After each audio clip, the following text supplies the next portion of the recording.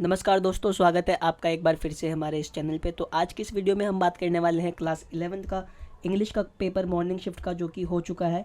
और जितने भी बच्चे जो एग्ज़ाम देकर आए हैं वो एक बार इस वीडियो को ज़रूर देख लें, ताकि आपको पता चल जाए कि आपने एग्ज़ाम में कैसे आंसर स्टिक किए हैं और आपसे के कौन से क्वेश्चंस गलत है और कौन से क्वेश्चंस सही गए हैं। तो चलिए इस वीडियो को शुरू करते हैं, जिसमें कि हमें पता है हमारा पहला पार्ट होता है सेक्शन ए, जिसे रीडिंग स्किल्स कहते हैं, जो हमारा एग्ज़ाम में टोटल 26 मार्क्स का आता है। तो चलिए इस पैसेज का आंसर देख लेते हैं, इस पैसेज का आंसर क्या क्या होगा और आप लोग क्या आंसर लगा के आए हो अपने एग्ज़ाम के आंसर शीट में। तो जिसमें हमारा फर्स्ट क्वेश्चन दिया गया है, what is the one of the key challenges associated with beauty standard. तो इसका आंसर करेक्ट हो जाएगा हमारा ऑप्शन नंबर बी। आगे बढ़ते हैं, सेकंड क्वेश्चन है, how to the media and fashion industry contribute to distort beauty ideals. तो इसका करेक्ट आंसर हो जाएगा हमारा ऑप्शन नंबर बी। आगे बढ़ते हैं, थर्ड है हमारा, who is most affected by the disproportionate impact of beauty standard. तो इसका करेक्ट आंसर हो जाएगा हमारा ऑप्शन नंबर सी, यानी कि। आगे बढ़ते हैं, फोर्थ क्वेश्चन है हमारा, what does the beauty positivity movement promote. तो इसका हमारा करेक्ट आंसर हो जाएगा option number C, embarrassing and loving one's body. ठीक है, आगे बढ़ते हैं, हमारा फिफ्थ क्वेश्चन है, how has social media contribute to reshaping social perception of beauty. तो इसका करेक्ट आंसर हो जाएगा हमारा option number A, by promoting unrealistic beauty ideals. आगे बढ़ते हैं, जिसमें हमें पूछा गया है, based on the passage what is the main consequence of distort beauty ideals perpetuated by the media and the fashion industry. तो इसका आंसर आपको वहाँ से फाइंड आउट करके लिखना था। अगला क्वेश्चन है हमारा, in the passage why is the body positivity movement considered a context to traditional beauty norms. यानी कि जो हमारा जो पैसेज है वो सुंदरता के ऊपर है। तो इसका क्या आंसर हो जाएगा, ये भी आपको फाइंड आउट करके ही लिखना था। इसका जो आंसर होगा क्वेश्चन नंबर 6 और 7 का जो ओरिजिनल आंसर की आएगी, उसमें से अगर आंसर जो होता है करेक्ट, उसको मैं आपको पिन करके नेक्स्ट वीडियो में बता दूंगा। ठीक है, find a word closest in the meaning of impractical from last para. तो इम्प्रैक्टिकल का हमारा क्या अपोजिट क्लोजिट मीनिंग हो जाएगा, तो इम्प्रैक्टिकल का हमारा हो जाएगा, इसका आंसर हो जाएगा हमारा मेरे हिसाब से अनरियलिस्टिक। लेकिन जो ओरिजिनल आंसर की आएगी उसमें जो आंसर होगा उससे आप एक बार अपने आंसर को मैच ज़रूर कर लेना। सेकंड क्वेश्चन है हमारा, फिर रीड द फॉलोइंग टेक्स्ट। यानी कि जो ये जो पैसेज है ये हमारा हो जाएगा एनालिटिकल पैसेज, यानी कि डाटाबेस का जो पैसेज होता है वो। तो ये डाटा वाला पैसेज है। चलिए इसमें फर्स्ट क्वेश्चन देखते हैं, according to the infographic what pattern does female participation in the labour market follow the centuries. ठीक है, तो इसका करेक्ट आंसर हो जाएगा हमारा कांस्टेंट इंक्रीज। ठीक है, उसके बाद है, what is the primary reason for the present pay gap between man and women as stated in the passage. तो मैन और जो वुमेन है उनके बीच जो पे गैप है वो इतना बड़ा क्यों है। तो इसका आंसर हमारा हो जाएगा ऑप्शन नंबर ए, यानी कि lack of education among women, महिलाओं के बीच जो एजुकेशन है उसकी कमी। ठीक है, आगे मूव ऑन करते हैं। तो ये सारे कुछ ऐसे क्वेश्चन है जो आपको उस पैसेज में से फाइंड आउट करके ही बताने हैं। नेक्स्ट क्वेश्चन की तरफ मूव ऑन करते हैं। तो नेक्स्ट क्वेश्चन है हमारा, read the following passage and answer the questions that follow. यानी कि इसमें हमें क्या करना है, ये हमारा नोट मेकिंग का क्वेश्चन है, जिसमें से हमें एक प्रॉपर हेडिंग बनानी है और एक सुटेबल टाइटल बनाना है हो जो भी हमारा आंसर होगा, और फिर उसमें हमें उस आंसर्स का एक समरी इंडिकेट करना है। ठीक है, तो इस क्वेश्चन में हमें देखिए क्या करना है, on the basis of your reading of the above passage make notes on it in points only using abbreviation when ever necessary, also suggest a suitable title. यानी कि इस क्वेश्चन में हमें सबसे पहले क्या करना है, एक सुटेबल टाइटल बनाना है। अगर आपने टाइटल बना दिया तो 1 नंबर आपको टाइटल के मिल जाएंगे, और एब्रीवेशन का आपको 1 मार्क्स मिलेगा। और जो भी आप उसके नोट्स बनाएंगे, यानी कि हेडिंग और सब हेडिंग होने वाला है, उसको कंक्लूड करके आपको ये ओवरऑल 5 मार्क्स देता है। नेक्स्ट है हमारा, right a summary of the passage is not more than 50 words using the notes you have made. जो भी आपने हेडिंग और सब हेडिंग बनाया है उसी पॉइंट्स को उठाकर आपको एक समरी लिखनी है, जो समरी आपको 3 मार्क्स देने वाली है। तो टोटल 8 मार्क्स आपको इस थर्ड क्वेश्चन में मिलने वाला है, जो हमारा नोट मेकिंग का कॉन्सेप्ट होता है। आगे बढ़ते हैं, सेक्शन बी, जो कि है हमारा creative writing skill and grammar. तो जिसमें हमें दिया गया है डू एज डायरेक्टेड। यानी कि फर्स्ट क्वेश्चन की अगर हम बात करें तो फर्स्ट क्वेश्चन में हमें बताना है, filling the blanks with the correct form of the verb in the present perfect times. तो इसका क्या आंसर हो जाएगा, जैसे कि दिया गया है, सारा dash finish her project before the deadline. तो इसका करेक्ट आंसर मेरे हिसाब से हो जाएगा, सारा has finished her project before the deadline. ठीक है, आगे मूव ऑन करते हैं सेकंड क्वेश्चन की तरफ। Complete the sentence with the appropriate verb form in the past continuous tense. While we dash dinner last night the power suddenly went out. तो इसका correct answer हो जाएगा हमारा while we had dinner last night the power suddenly went down. Next move on करते हैं another question की तरफ। तो थर्ड क्वेश्चन हमारा कहता है choose the right verb form in the future perfect tense to complete the sentence. यानी कि हमें फ्यूचर परफेक्ट टेंस में इस सेंटेंस को कंप्लीट करना है। By this time next year I dash my degree and will be looking for a job. तो इसमें आपको क्या करना था, कंप्लीट के बाद में ईडी का यूज़ करना था। तो ये आंसर होता by this time next year I completed my degree and will be looking for a job. आगे बढ़ते हैं फोर्थ क्वेश्चन की तरफ। फोर्थ क्वेश्चन में क्या करना है, filling the blanks with the correct form of the verb in the present perfect continuous. तो क्वेश्चन दिया गया है दे डैश फिर ब्रैकेट में work on the new product for months now. तो इसका करेक्ट आंसर हो जाएगा they have been working on the new product for months now. आगे बढ़ते हैं फिफ्थ क्वेश्चन की तरफ। तो डू एज डायरेक्टेड, यानी कि फर्स्ट में हमें क्या करना है, चेंज टू नेगेटिव सेंटेंस, यानी कि ये हमारा सेंटेंस है, इसे हमें नेगेटिव में कन्वर्ट करना है। तो इसका करेक्ट आंसर हो जाएगा they have not seen that movie. Second है change into passive voice. Question है हमारा they have built a new bridge across the river. तो हमें इसको पैसिव वॉइस में कन्वर्ट करना है। तो इसका करेक्ट आंसर हो जाएगा the bridge was built by them across the river. Clear है सभी को। आगे बढ़ते हैं जिसमें थर्ड क्वेश्चन है हमारा ट्रांसफॉर द सेंटेंस यूजिंग टू, यानी कि हमें टू का यूज़ करना है और ये हमारा सेंटेंस दिया गया है। तो हमें बताना है he is very tired so he can not win the race. तो यहाँ पे आपको क्या करना है, he is too tired so he can not win the race. आगे बढ़ते हैं फोर्थ क्वेश्चन है चेंज टू रिपोर्टेड स्पीच, यानी कि हमें इस सेंटेंस को रिपोर्टेड स्पीच में कन्वर्ट करना है। I will help you said Mary. तो आपको बताना है Mary said that she would help me. ठीक है, चलिए आगे बढ़ते हैं जिसमें हमारा अगला क्वेश्चन है you are Anirudh Anima HR manager at a tech startup in Gurugram draft and advertisement seeking an experienced marketing manager highlight the required qualification responsibility. तो ये एडवर्टीजमेंट का क्वेश्चन है। तो जिन बच्चों ने एडवर्टीजमेंट का वीडियो हमारे चैनल पे देखा था तो मैं उम्मीद करता हूँ उन्होंने बहुत ही अच्छे तरीके से इस क्वेश्चन को अटैम्प्ट किया होगा। चलिए मूव ऑन करते हैं अगले क्वेश्चन की तरफ। तो अगला क्वेश्चन हमारा है you are Rohit of 105 Mayur Vihar New Delhi. You plan to sell your flat as you are going abroad, draft a suitable advertisement in। ठीक है, तो इसमें आपको 50 वर्ड्स का यूज़ करना और आप इसमें क्या बता सकते हो। सबसे पहले तो आपको इसमें बॉक्स बनाना था, बॉक्स बना के आपको ऊपर हेडिंग डालनी थी फॉर सेल, और फिर आपको जो आपका फ्लैट है उसकी कुछ क्वालिटीज़ मेंशन करनी थी।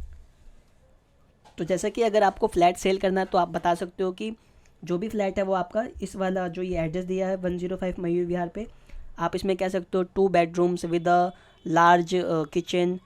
तो ऐसी कुछ डिटेल्स है जो आप इसमें मेंशन कर सकते हो वर्ड लिमिट्स को ध्यान में रखते हुए।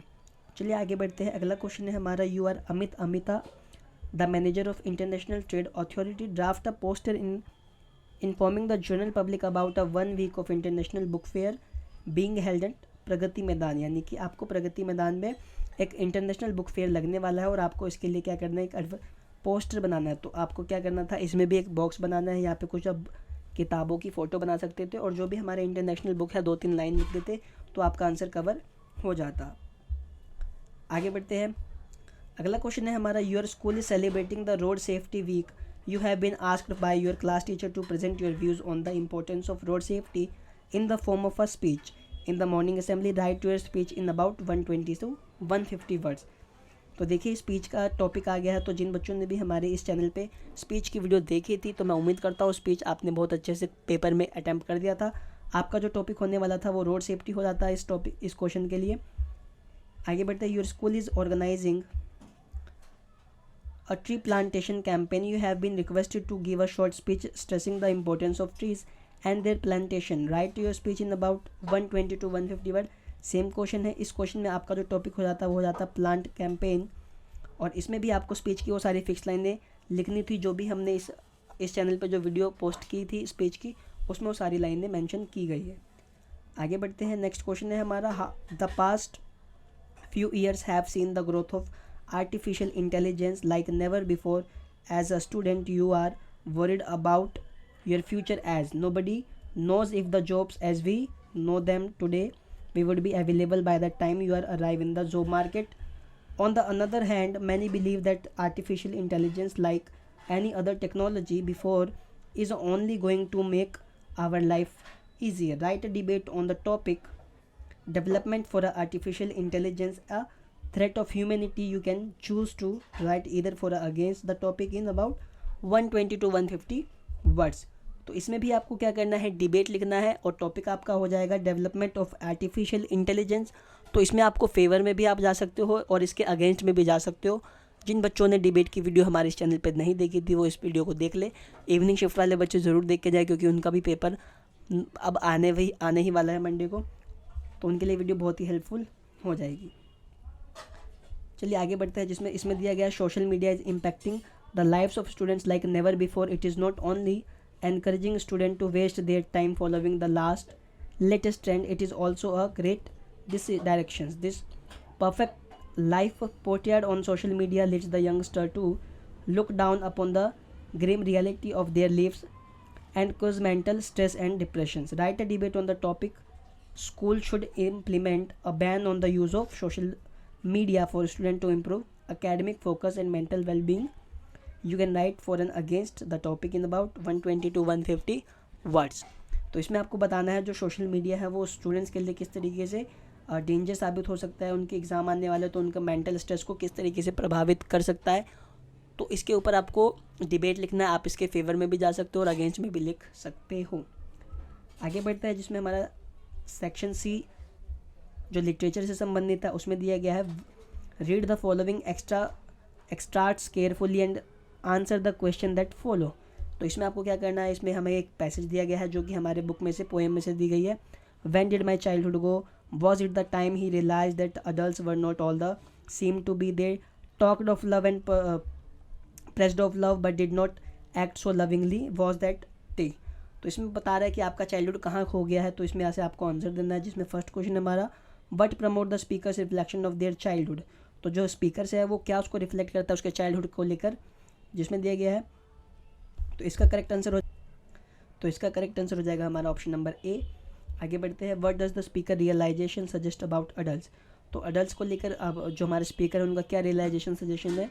दे always act lovingly, they never talk about love, their actions contract their words about love, they are perfect role model for children. तो इसका करेक्ट आंसर हो जाएगा हमारा ऑप्शन नंबर, इसका करेक्ट आंसर हो जाएगा हमारा ए. आगे मूव ऑन करते हैं, थर्ड है हमारा what might the speaker realisation signifying about growing up. तो ग्रोइंग अप को लेकर उनका क्या सिग्निफिकेशन है. तो ऑप्शन देख लेते हैं, adults are always right, childhood innocence of fragile, children don't understand love, adult are perfect role models. तो इसका करेक्ट आंसर हो जाएगा हमारा ऑप्शन नंबर बी. सेम चीज़ आगे बढ़ते हैं, नेक्स्ट क्वेश्चन है हमारा सम 20 ईयर्स लेटर. ये हमारा पैसेज दिया गया है, जिस पैसेज को देख के हमें कुछ आंसर को करना है. ठीक है, चलिए आगे मूव ऑन करते हैं, जिसमें अगला क्वेश्चन है हमारा जो कि एक पैसेज दिया गया है 3 मार्क्स को और हमें इस पैसेज को देख के कुछ क्वेश्चंस का आंसर देना है. तो देखिए इसका जो करेक्ट हो जाएगा फॉर्म, जो आंसर शीट आएगी ओरिजिनल वाली उसमें से आपको मैं पिन करके नई वीडियो बना दूंगा. तब मूव ऑन करते हैं.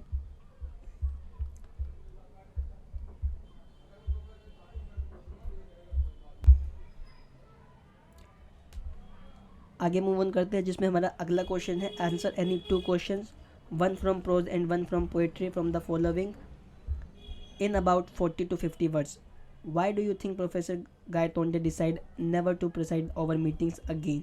ठीक है, तो इसमें आप कुछ ऐसे पॉइंट्स डाल सकते हो जिसमें से प्रश्न कहता है कि आपको क्या लगता है जो प्रोफेसर गायतोंडे थे उन्होंने क्यों डिसाइड किया कि वो never preside over meetings again, दोबारा से वो मीटिंग नहीं मिलने को चाहेंगे. ठीक है, नेक्स्ट क्वेश्चन है हमारा The author's grandmother was disturbed when he started going to the city school. Mention 3 reasons in the context of the chapters The Portrait of a Lady. तो जैसे कि मैंने आपको बताया था इसमें आपको 3 ऐसे फेज बताने हैं जो हमारी जो ऑथर्स होती है वो जब अपनी ग्रैंडमदर से चली जाती है तो क्या उसका 3 फेजेस था. तो 3 रीज़न हमें बताने थे, जिसमें से फर्स्ट क्या था, तो उनका फर्स्ट फेज़ क्या था. तो फर्स्ट फेज़ जो था वो ऑथर्स का जो चाइल्डहुड था. तो इस बचपन में उसमें क्या करता था वो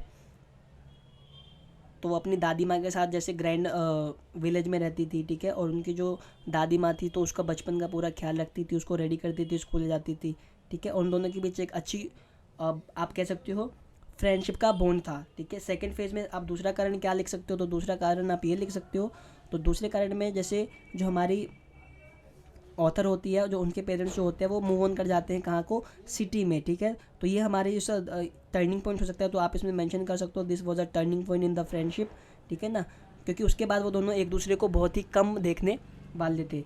और इसमें आप थर्ड पॉइंट क्या लिख सकते हो, तो थर्ड पॉइंट में आप डाल सकते हो कि जो हमारी ऑथर होती है वो यूनिवर्सिटी को ज्वाइन कर लेती है और यूनिवर्सिटी में फिर उसको अपना एक कमरा मिल जाता है, ठीक है, तो उसको नए नए दोस्त मिल जाते हैं, तो जो उनका जो ग्रैंड मदर के साथ जितना भी रिलेशनशिप था तो सारा क्या होता है वहाँ पे कम होने लगता है धीरे धीरे। तो आप ऐसे पॉइंट्स इस क्वेश्चन में मेंशन कर सकते हो। आगे है comment on the relation between the laburnum tree and the bird goldfinch, यानी कि इसमें हमें क्या करना है, हमें कुछ ऐसे रिलेशन बताने हैं लैब्रनम ट्री के किसके साथ, बर्ड गोल्डफिंच के साथ, ठीक है। आगे बढ़ते हैं। Is the rain justified in calling itself the poem of the earth, give reason for your answer. देखिए क्या क्वेश्चन कह रहा है कि जो क्या इसके लिए रेन खुद जस्टिफाई कर रहा है अपने आप को, जो रेन बताती है पोएम के अंदर कि मैं, जब ऑथर उनसे पूछता है कि और तुम कौन हो, तो रेन कहती है कि मैं ही, तो जिसमें रेन कहती है कि I am the poem of earth, ठीक है, तो ये रेन की जो वॉइस होती है वो बताती है कि I am the poem of earth. तो ऐसे पॉइंट्स आप इसमें मेंशन कर सकते हो, ठीक है। आप इसमें ये भी ऐड कर सकते हो कि वो क्यों बताती है, क्योंकि ये लाइन इंडिकेट करती है किसकी, पोट और रेन के बीच, ठीक है। आगे मूव ऑन करते हैं। अगला क्वेश्चन है हमारा,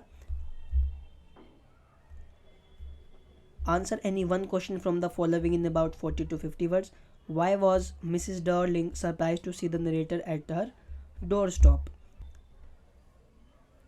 तो इस क्वेश्चन में आप कह सकते हो कि जो हमारे मिसिज डार्लिंग होते हैं वो एक मतलब ओल्ड एक्विटेंसेंस के, जो नरेटर्स के मदर होते हैं जो, ठीक है, क्योंकि वो अचानक से उसके गेट पर आ गए थे, उसके घर पे, नरेटर के घर पे, तो इसलिए जो मिसिज डार्लिंग थी वो सरप्राइज हो जाती है। तो ऐसे पॉइंट्स आप इसमें मेंशन कर सकते हो। अगला क्वेश्चन हमारा, comment on the criteria followed in the finding the a wise man in the story the tale of Melon City, यानी कि इसमें हमें एक ऐसा कमेंट फिलअप करना है जिसमें जो एक वाइस मैन है जो स्टोरी के अंदर बताया गया है उसको लेकर, the tale of Melon City के लेकर, तो आप इसमें बता सकते हो। तो इसमें आप कुछ ऐसे पॉइंट्स मेंशन कर सकते हो जैसे कि, तो जैसे कि आपको पता था कि इस स्टोरी में हमारा जो बात की गई थी एक ईमानदार राजा के ऊपर, क्योंकि उसका जो वो किस लिए प्रभावित था अपने राज्य में, क्योंकि वो निर्णय बहुत ही सटीक लेता था। तो इस तरीके के पॉइंट आप इसमें मेंशन कर सकते हो कि जो राजा ने कहा था कि जिसने भी ये गेट बनाया है उसको सज़ा दी जाएगी, तो एक तरीके से लास्ट में राजा ही उस गेट का जो दोषी पाया जाता है और राजा को ही सज़ा दी जाती है, ठीक है। तो इस तरीके के पॉइंट्स आप इसमें मेंशन कर सकते हो। अगला है हमारा, attempt any one of the following अब इन अबाउट 120 to 150 वर्ड्स। तो ये दिया गया है, फादर टू सन से in the poem father to son the poet has transformed a purely person matter to a universal experience prevalent in modern times, do you agree, give reasons for your answer. तो देखिए जैसे कि poem में आपको पता था जो father होता है अपने सन के प्रति, दोनों में के बीच एक दोनों स्ट्रेंजर की तरह बातचीत करते थे, तो आप वो मेंशन कर सकते हो। और अभी के ज़माने में क्या है कि अभी जो फादर और उसके सन का रिलेशन है वो एक फ्रेंड की तरह है, तो आप ऐसे पॉइंट्स को मेंशन कर सकते हो कि अभी के टाइम पे उनका रिलेशन एक फादर का एक अपने बच्चे के प्रति एक दोस्त की तरह है, और स्टोरी के अंदर जो रिलेशन है वो एक स्ट्रेंजर की तरह था। तो ऐसे पॉइंट्स आप इसमें मेंशन कर सकते हो। आगे बढ़ते हैं। What difference you notice between relation to the adult and the childrens when faced with danger in the story we are not afraid to die.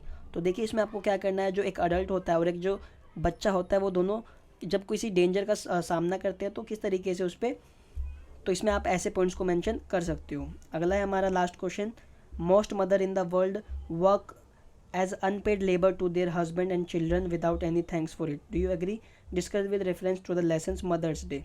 तो देखिए इसमें क्या हमें बताना है कि हमें प्रश्न कहता है कि बहुत सारी जो माँ जो होती है इस दुनिया में वो क्या करती है, बिना पैसे के एक लेबर की तरह काम करती है अपने पति के लिए, अपने बच्चों के लिए। तो क्या आप इस कथन से सहमत है? तो आपको कहना है कि हाँ, इस कथन से हम बिल्कुल सहमत है, क्योंकि आपने ये भी नोटिस किया होगा कि आपके घर में वो जो आपकी मदर है वो बहुत सालों से आपके लिए खाना बना रही है, आपके कपड़े धोती है बिना पैसे के, आप उसको कोई पैसा पे नहीं कर रहे हो अपनी मदर को, तो आप कह सकते हो कि yes we are agree with them, ठीक है। आगे बढ़ते हैं। नेक्स्ट क्वेश्चन है हमारा, in the lesson birth doctor Andrew is able to put his personal problems aside and give his everything in order to save his patients. What special qualities of Dr. Andrew mention are reflected in the lesson that you would like to imitate and why? तो देखिए इसमें भी आप क्या कर सकते हो, जो डॉक्टर हमारे एंड्रू होते हैं उनका ये जो केस होता है बहुत ही क्रिटिकल होता है, और इस जब भी वो पेशेंट्स के पास अपने आते थे, इस पेशेंट के पास, तो अगर हम उसके पास्ट की बात करें तो उनका रिसेंटली में ही जो उनकी गर्लफ्रेंड होती है उनसे उनका लड़ाई होता है, और लड़ाई होने के बाद वो इस नए पेशेंट के पास आते हैं. तो ऐसे पॉइंट्स भी आप इसमें मेंशन कर सकते हो. तो ये थी आज की हमारी वीडियो, मॉर्निंग शिफ्ट के इंग्लिश का पेपर था जो हमने अभी डिस्कस किया है. तो आप इसके आंसर्स इस वीडियो के साथ ज़रूर मैच करें. अगर आपको लगता है कि कुछ पॉइंट के आंसर कुछ अलग होने चाहिए तो आप कमेंट में भी मेंशन कर सकते हो. और इवनिंग वाले बच्चे इस वीडियो को ज़रूर देखें, क्योंकि हो सकता है कुछ क्वेश्चंस रिपीटेड इंग्लिश का उनके पेपर में भी आ जाए. ठीक है, तो मिलते हैं आपसे नेक्स्ट वीडियो में. तब तक के लिए बेस्ट ऑफ लक.